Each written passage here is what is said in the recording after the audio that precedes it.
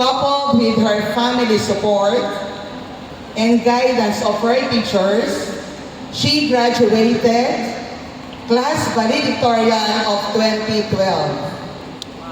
That achievement led to another achievement, as she qualified to be a full-fledged scholar of our city mayor, Arlene D. Arcillas, in her pre-law years in Arellano University, Jose Abad Santos campus, from 2012 to 2016, where she completed undergraduate studies with a Bachelor's of Arts in Political Science, a consistent Dean's Lister.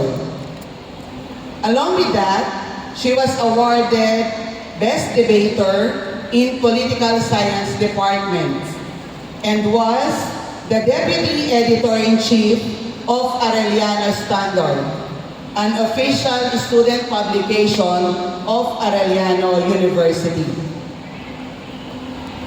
She was also a civil service professional, pursuing the dream and achieving it.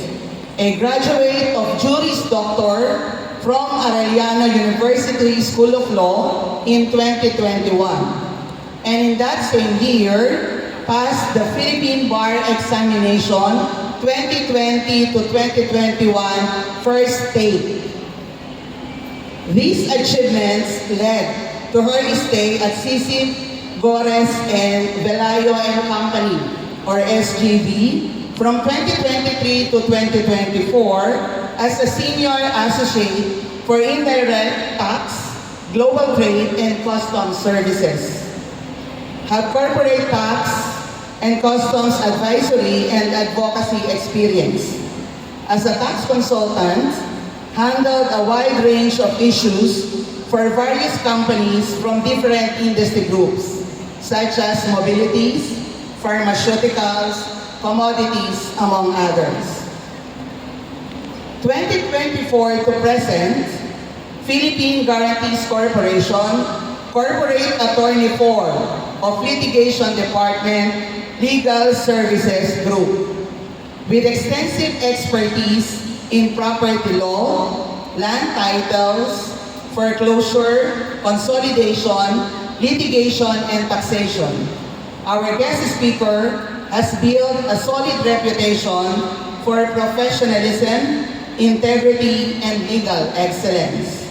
Today, we are truly honored to learn from her journey, experiences, and insights as we celebrate this important milestone in our lives.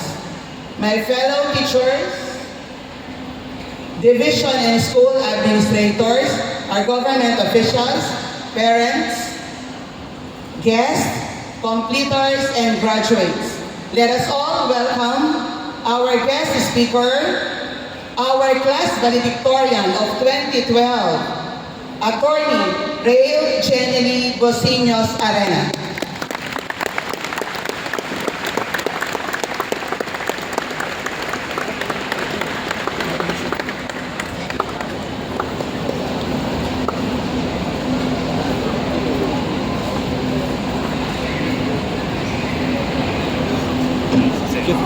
Sige, upo na kayo.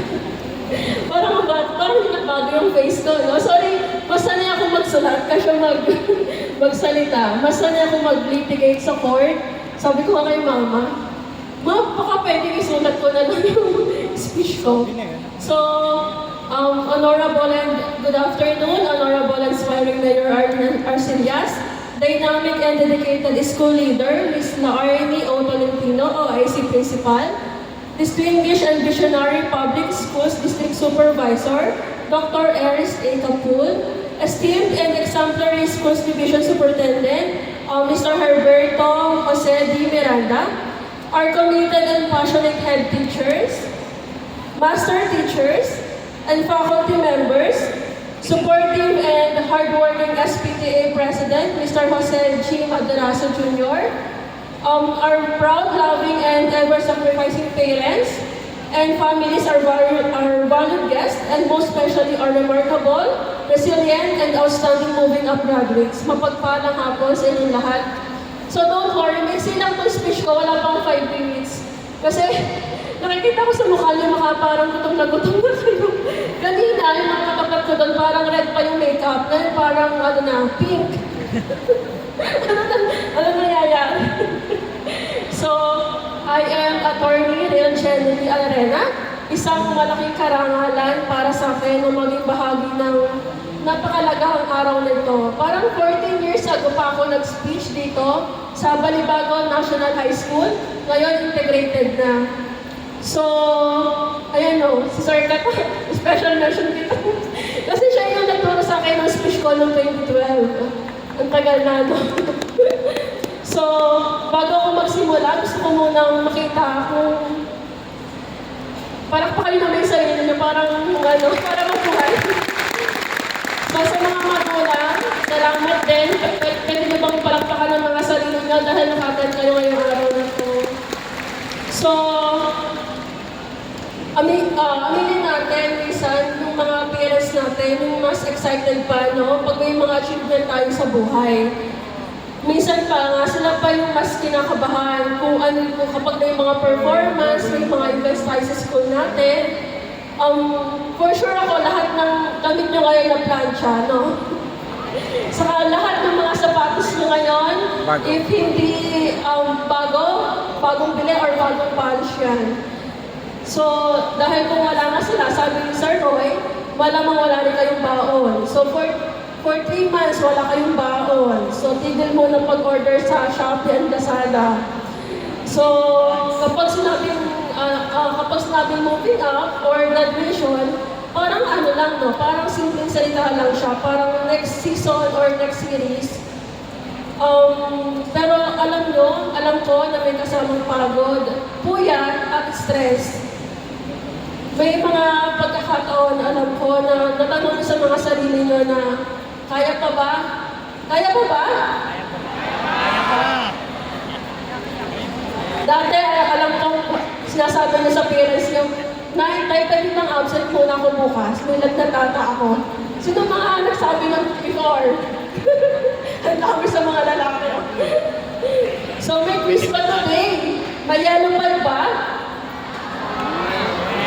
Nung dati kasi, medyo matamot ako. Ang ginagawa ko, lahat ng isang ring ng yellow pad, sinusulatan ko na ng buong pangalan. So, alam ko may mga ganyan din dati, mga life hack. Sinusulatan yung mga buong yellow pad. So, alam ko, may mga naranasan nyo rin makipagkaibigan, may mga barkada kayo. Sabihin, may group project daw. Pero bakit ako lang gumagawa, di ba? So, sinong madaming guilty dyan? May nasira pang pagkakaibigan dito? Sana naman, bago tayo magtapos ngayon noon, magkabati-bati kayo. Meron ba? Parang nagkakaroon yung mga babae doon. So, that's part of growing up, that's part ng pag-aaral, no? Pero sabi nga nila sa kabila ngayon, andito kayo ngayon. Nakaupo kayo bilang mga graduates at completers. Ibig sabihin noon, kinaya nyo. Andito rin yung mga teachers ko before, yung mga head teacher, master teacher, yung iba retired na. Hello, Ma'am Shelly. Favorite chemistry teacher ko siya. Hello po. So, wala po akong titulong attorney ngayon kung hindi po dahil sa inyo. So, maraming salamat po.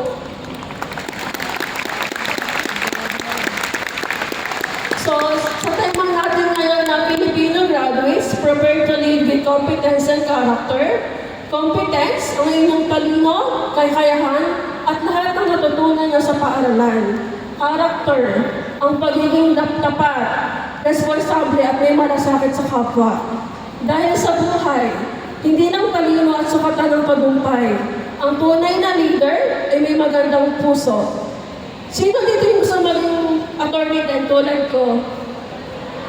Ang dami. Huwag na subukan, masisira mo. Ito, joke lang.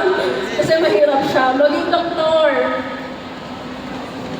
Mamunti. Ayaw ka tayo. May nakita ko sa yung iba psychology, ba? Psychologist, architect, engineer,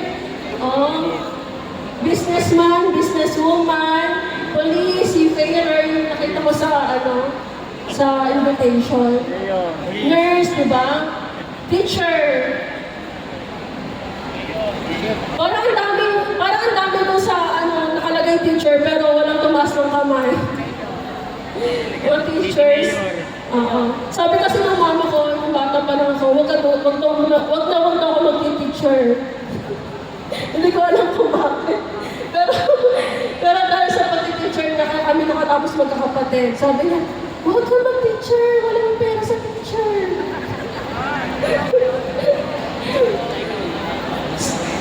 Pero ito yung gusto kong tandaan nyo, ang tunay na leader ay hindi lang matalino. Kahit anong profession yung gusto nyo, basta meron kayong puso, kompetensya, talino, kakayanin nyo. Bilang isang abogado, araw-araw ko nakikita kung gaano kahalaga ang katotohanan, integridad at malasakit sa kapwa. Dahil ang batas ay hindi lamang tungkol sa mga salita at papel. Ito ay tungkol sa pagtatanggol sa tama, pagtulong sa nangangailangan, at paglilingkod sa bayan. So, meron ba kayong mga favorite movies? Ano? Ha? Harry Potter? General Luna. Ha? General Luna. Batang Quiapo? General Luna. Sabi ko, mahal akong Batang Quiapo. General Luna. General Luna. Ano? Kailan nun? General Luna. Ano ba sabi? Hanggang boy. Nasa Netflix ba yan? General Luna. Wala? General Luna. Ha? Sa Loklok? Alam, General Luna po. Ano ulit? Ano? Ay, sorry po. Ano po? Ha? Ano yung favorite series nyo? Series! Ha? Series po? Series or movie lang po? Well, Movie. I think yung Dead Poet Society po is one of my favorite. Ano? So, ano ba itong lesson? Ano tutunan mo sa panonood? Anong lesson? May lesson ba? Yes po! Marami! Actually.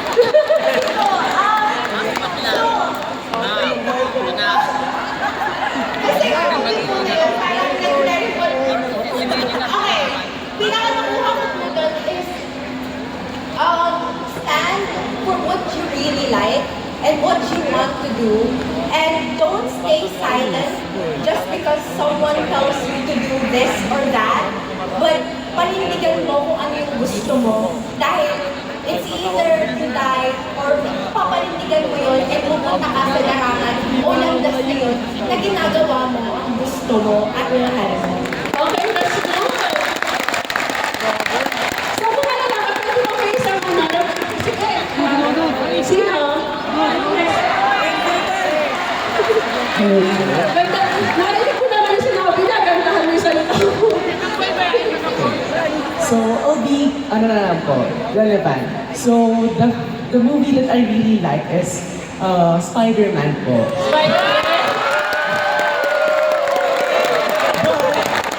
There are a lot of challenges sa Philippines po kasi ni Peter Parker. Not just with the society itself, but yung personality and yung personal development niya, kung paano niya i-establish yung pagiging hero niya as well. And doon niya decide kung ipagpapatuloy niya yung pagiging the friendly neighborhood Spider-Man or tahaking yung pagiging villain in that movie. But in the end, nanaig pa rin yung kabutihan. And sabi nga nung ating beloved congressman, Famous line. Ano yung yes, famous line niya? great power comes with great responsibility.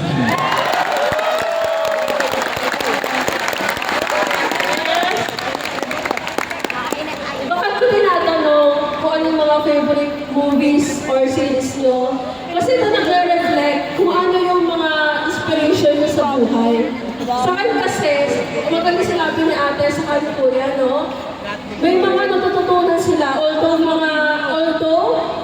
yung ibang movie or series ngayon, wala masyadong plot or kapuluhan, pero the good thing is, may mga napapanood kayo na okay pa din, na maganda talaga. Yung mga old, di ba? Na makakapag, kuha kayo ng inspiration, di ba? Lines. Kasi sa akin, ang favorite movies ko, kaya ako tinanong, nabutan niyo ba to? The Adventures of Lava and Lava Girl and Shark Boy. Yes, hindi ako hindi pa ako matanda. Taylor Lautner, yes, ang galing niyo. Taylor Lautner, and kung makalala yun, basta yung ganon. So, ano yung powers ni Shark Boy? Shark, ni Lava Girl, kasi obvious naman, di ba? Shark Boy, ni Lava Girl. Kasi favorite ko yun. Paulit-ulit ako na bakang pinapanood yun. Kasi ang sabi ko ni Lava Girl, dream, a better dream, and work to make it real. Oh, ang ganda, di ba? Mangarap ka ng pangarap at magsikap ka para matupad yung pangarap mo. Kapag natupad ko yung pangarap ko na isa, mangarap ulit ako ng bago. Kaya ngayon, gusto kong gawin ngayon. Nakatapos kayo ngayon, nakagraduate kayo ngayon, nakapag-complete kayo ngayon. Ngayon, another dream or pangarap naman ang ilagay nyo sa mga sarili nyo, sa utak nyo. Dahil alam ko, lahat kayo may kakayahan na mabot ko. Hindi mo gagawin yan. Bago ako matapos, gusto ko pala munang tawagin yung dalawang mag-aaral sa grade 10 and grade 12 na may highest average. May commercial ba, no? Si Joshua Pardy, si Padlan, and Sharon L. Mascarinas. Tama ba mga teachers? Silang dalawa. Kasi alam ko kung ano yung pakiramdam na maging top or manguna sa lahat. Gusto ko silang bigyan ng isang maliit na regalo.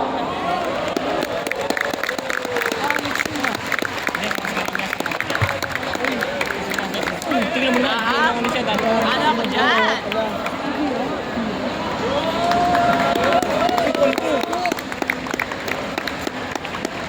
Palibo!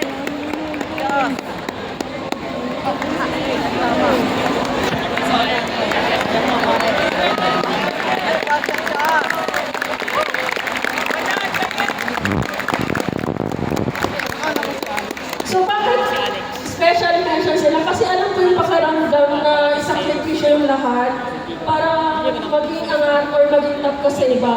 Kasi nung batch 2012, valedictorian din ako. Ang natanggap ko na regalo is full scholarship kay Mayor Arlene Arcillas.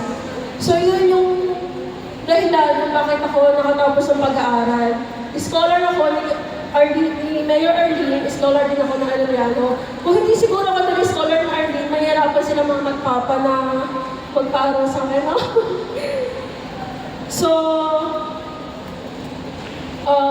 nung nag-aaral kasi ako, bawal ako mag-boyfriend. Bawal ako mag-overnight. Bawal mag-swimming. Bawal makitulog sa iba. Dapat 6 p.m. nakauwi na. Kaya hindi ko alam kung yun ang na-experience nila ngayon yung mga top. Pero siguro yun kasi siguro yung pinagsisisihan ko. Sana mas na-enjoy ko yung pag-aaral ko. Hindi ako buhay Siguro nagkaroon ako ng mas maraming friends. No?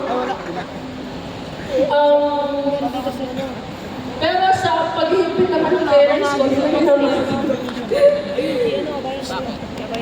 So, sana kayo din, matuto kayong maghintay. Sino pong may mga boyfriend and girlfriend ngayon?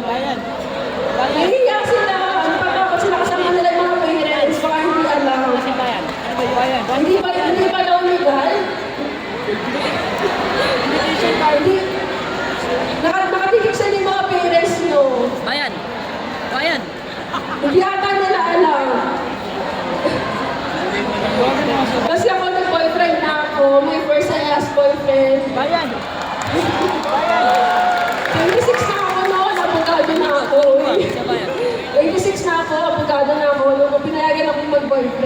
mama, sige, pwede na. So, we're getting married this year. Hopefully, tayo wala siya. Nag-ipon. So, sana kayo din, matuto kayong maghintay. Huwag muna sana kayong mag-asawa, mag-family, or mag-anak, or kung meron man, sana maging responsible tayo. Ituloy natin yung mga pag-aaral natin. Parents, sana supportahan niyo sila, ha? Ikutin mo nga si Abayan.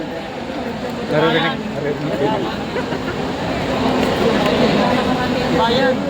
Ang helmet. Ano yung legend mo, bro? Parang yung iba, bakit? Nahiya kayo sabihin na may girlfriend and boyfriend kayo. Okay lang yan.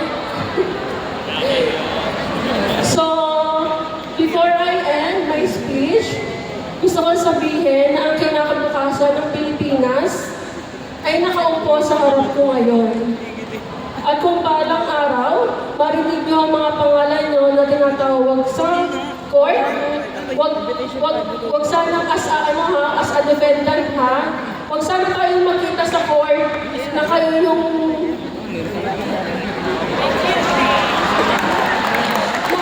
kriminal, ha? Baka mami sabihin niyo, Tony, natatandaan niyo ba ako? Oo, saan? So, maaaring magkita tayo sa court, sa hospital, sa government office. Sana kung makarating kayo sa government, sana wag naman 10 a.m. lunch na agad, ha? Sana maaalala niyo yung araw na to. Ang araw kung kailan kayo nangako maging leader na may competence at character. At kapag dumating ang araw na yon, sana masabi niyo sa sarili niyo na handa ako. Sabihin niyo nga, handa ako. Handa ako! Handa akong magsilbi. Handa akong magsilbi! Handa akong gumawa ng tama. Handa akong gumawa ng tama! Mga graduates, patuloy kayong mangarap, patuloy kayong magsikap. Sa mga parents and families, please, supportahan niyo yung mga anak niyo. Huwag tayong magkaroon ng mentality na mag-aasawa din yan. Magkakaanak din yan. Huwag nang pag-aralin. Please, sana supportahan niyo yung mga anak niyo. Katulad ng ginawa sa amin ng mama at papa ko, nagawa nilang pag-aralin kami tatlo, yung isa teacher, midwife, and ako attorney. Thank you, Ma and Pa. Salamat sa mga magulang, guro, ulit, at mga kaibigan sa pagbibigay ng inyong oras, pagsisikap, at sakripisyo para sa mga estudyante nito. Tandaan niyo palagi, bahagi na kung sino kayo ngayon ay dahil sa kanila. Kaya sa inyong paglalakbay sa buhay, tandaan niyo to. Be a better person with mission and purpose in life. Piliin niyo lagi isang mabuting tao na may misyon at layunin sa buhay. Maraming salamat po.